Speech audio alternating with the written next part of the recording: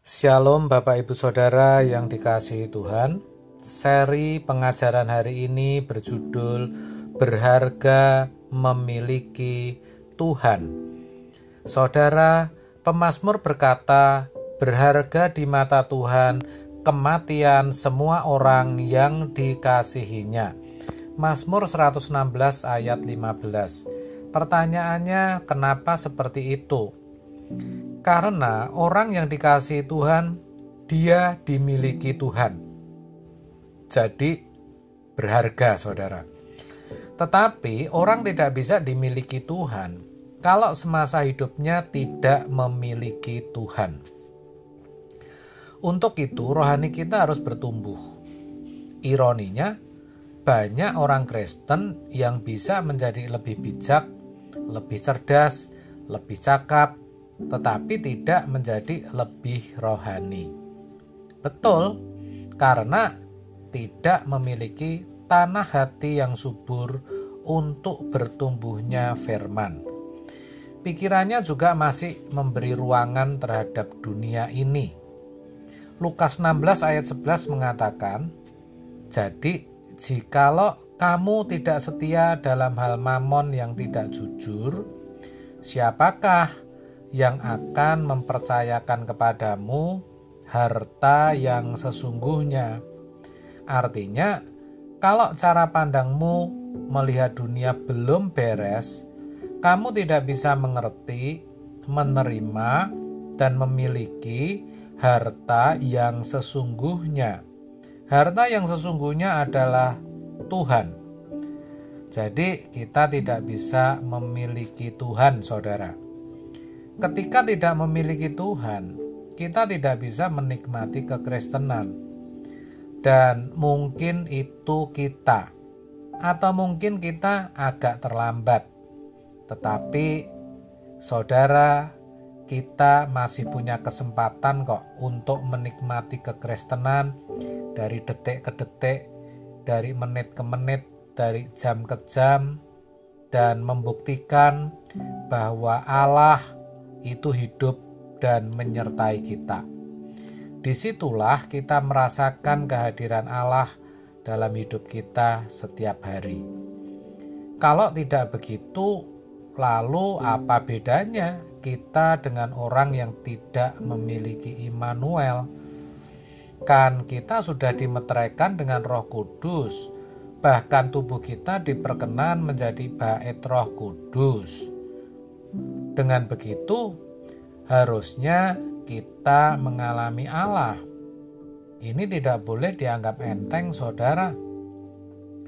Jadi, kalau kita percaya bahwa Yesus bangkit, Dia hidup, dan bukan Tuhan yang mati, mestinya kita bisa mengalaminya, bisa berjalan dengan Dia. Ketika kita berkata, Tuhan, pegang tanganku, maka kita merasakan kehadirannya di dalam hidup kita, di mana Allah campur tangan dalam berbagai persoalan hidup yang kita alami. Namun, memang dalam hal ini kita tidak bisa seenaknya. Kita harus sungguh-sungguh militan, ekstrim, dan fanatik. Tapi tentu ekstrim, fanatik yang positif, yang tidak merugikan orang lain, tidak menyakiti sesama. Ekstrim dalam hal rindu mencari Tuhan, memiliki ambisi yang besar untuk memiliki kepekaan, merasakan dan mengalami Tuhan. Saudara, satu hal harus kita sadari bahwa sebenarnya kita itu manusia yang tidak berharga. Namun, ketika kita mencari Tuhan dan bisa memilikinya, kita menjadi berharga. Maka, kalau saat ini mungkin saudara tidak memiliki siapa-siapa atau apa-apa, enggak apa-apa, asal saudara bisa berjalan bersama Tuhan. Karena Dialah kehidupan. Jangan sampai ketika kita di ujung maut, sekarat, ketika segalanya harus kita lepaskan, bahkan nyawa kita baru menyadari ternyata Tuhan itu lebih berharga dari nyawa kita dan hanya Dia yang kita butuhkan. Maka mulai sekarang mari kita dengan tulus berkata, "Aku selalu bersamamu, Bapa. Perkenankan aku ada di hadirat-Mu." Yohanes 4 ayat 23-24 berbunyi demikian.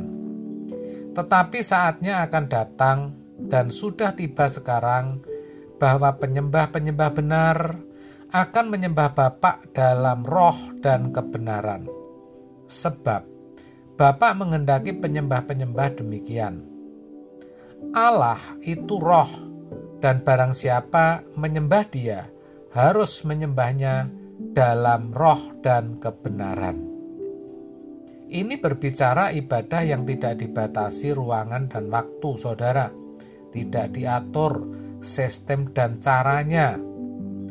Berbicara tentang kehidupan seseorang yang mengenal Allah, di mana ada saatnya dia berurusan dengan Allah, bukan melalui liturgi atau seremonial ibadah, tetapi berjumpa dengan Dia, dengan Tuhan setiap saat.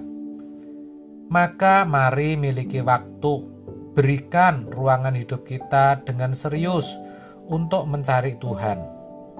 Roh Kudus akan menolong kita untuk berurusan, berhadapan dengan Tuhan, dan mengalami perjumpaan dengan Dia. Jangan sampai kita terhilang. Maksudnya tidak menemukan wajahnya dan tidak merasakan kehadirannya karena kita tidak punya waktu untuk itu. Kalau sampai itu terjadi, coba kita di hadirat siapa? Kita berjalan dengan siapa? Nah, jarang kan kita menyadari dan memikirkan hal ini? Jadi saudara, menikmati Tuhan itu bukanlah di kebaktian, melainkan dalam setiap hidup. Dari detik ke detik, menit ke menit, jam ke jam, setiap hari. Jujur, tidak banyak orang Kristen yang sampai tahap ini. Karena mereka menikmati kekristenannya hanya di gereja. Keluar dari gereja, mereka sibuk dengan berbagai kegiatan, lalu merasa tidak perlu lagi berurusan dengan Allah secara proporsional. Bukan berarti tidak boleh sibuk, boleh. Justru kita tidak boleh malas, malah kita harus sibuk. Tapi, kalau kesibukan hidup membuat kita lupa apa yang terpenting di dalam hidup, nah, itu yang tidak boleh. Harus ada kerinduan, tekad mencari Tuhan. Tapi memang kalau seseorang sudah terbiasa menikmati kesenangan dunia, ia tidak sanggup menikmati Tuhan. Ketika berada di ujung maut atau sudah mati, ia baru merasa kehausan, merasa butuh Tuhan.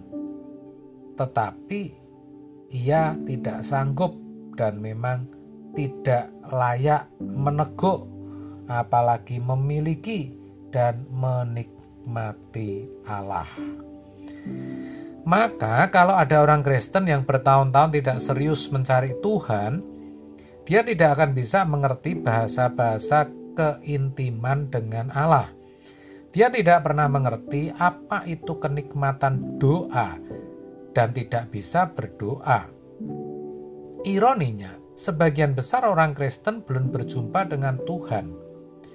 Mereka hanya berjumpa dengan liturgi. Di gereja, mereka berfantasi tentang Tuhan, tetapi sejatinya belum mengalami perjumpaan. Buktinya apa? 1. Mereka masih mudah berbuat dosa. 2. Mereka takut apa-apa saja, yang puncaknya adalah takut mati. Padahal mati itu mestinya jadi kesenangan kita. Kalau sampai takut mati, pasti ada sesuatu yang salah. Saudara, kita itu harus menikmati Tuhan.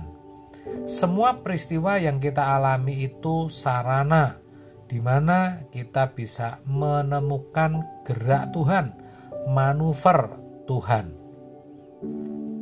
Sampai kita mengerti ini yang Tuhan kehendaki. Bukan hanya keadaan yang baik, yang menyenangkan. Kesulitan-kesulitan yang kita hadapi itu pun bisa menjadi sarana kehadiran Tuhan. Maka kita harus memiliki kepekaan untuk bisa melihat kehadiran Tuhan di dalam hidup kita. Dan itu harus kita latih dengan tekun. Dengan cara itulah kita berharga, karena bisa memiliki Tuhan. Dan untuk itu Tuhan pasti bela saudara. Amin. Tuhan Yesus memberkati.